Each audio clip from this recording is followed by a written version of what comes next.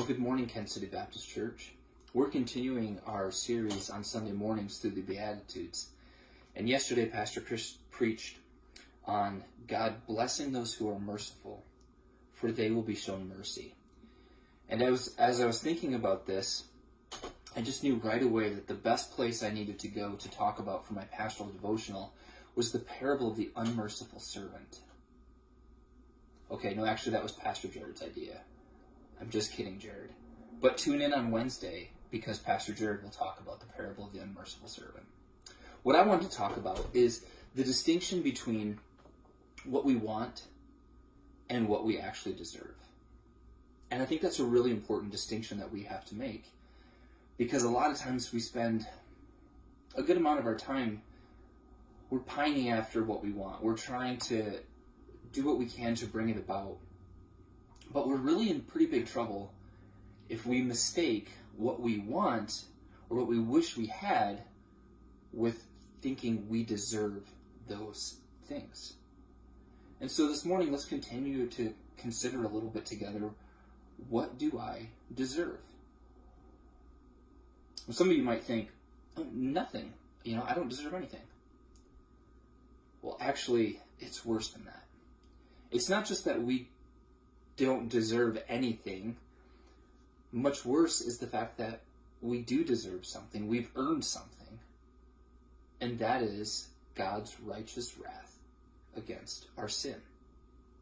And in the Bible, the picture of God's anger against sin is often one of a cup. And it's actually an important figure or feature within Matthew's gospel. So we see this cup of God's wrath shown in Isaiah chapter 51. We see some of the details of what's going to happen to those who drink it in Isaiah 53, that God is going to crush that servant. That is the Lord's will, to crush him. And it's a really big deal. And it actually helps us make better sense of Matthew's gospel when we understand that what we deserve is God's righteous wrath against sin. And that is pictured by a cup. Matthew chapter 20, Jesus is with his disciples, and in chapter 20, verse 20, we read, "Then the mother of James and John, the sons of Zebedee," these are two of Jesus' disciples, "came to Jesus with her sons. She knelt respectfully to ask for a favor. 'What is your request?' he asked. She replied, 'In your kingdom, please let my two sons sit in the places of honor next to you, one on your left hand and one on your right hand.' But Jesus answered by saying to them, 'You don't know what you're asking. Are you able to drink from the cup that I am about to drink?' 'Oh yes,' they replied, 'we are able.' And Jesus told them, 'You will indeed drink from my cup, but I have no right to say who will sit at my right or my left. My Father has prepared those places for the ones he has chosen.'" So Jesus is alluding in this passage to the cup of wrath. And he's saying, you don't understand what you're asking, to sit at my right or my left, to be with me through this incredible time of suffering. And they think Jesus is talking about feasting, maybe the messianic banquet of the Lamb. And they want to sit in these positions of honor. But Jesus is making clear to them that he is about to drink the cup of wrath of God's righteous anger against sin. And we see the cup come up again in Matthew 26, where Jesus is praying in the garden.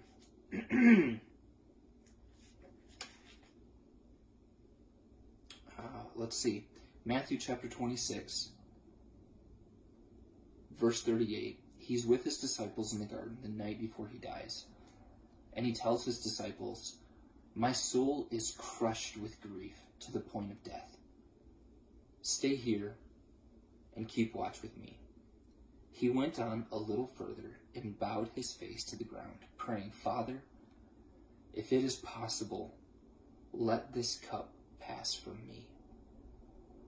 Yet, I want your will to be done, not mine." So Jesus is here feeling the weight of what he's about to do as he gets ready to head to the cross and to drink the cup of wrath, of God's righteous wrath against sin. And it's such a heavy thing. He feels crushed in his soul by the grief of what that means, to become the sin bearer in your place and in mine. So this morning, I want you to consider that there are really only two options when it comes to what you deserve. There's option one, which is having Jesus drink God's righteous anger against your sin and my sin, and taking that on our behalf. Or option two is there's no one to stand in your place, and you're going to have to be the one who receives God's righteous anger against your sin.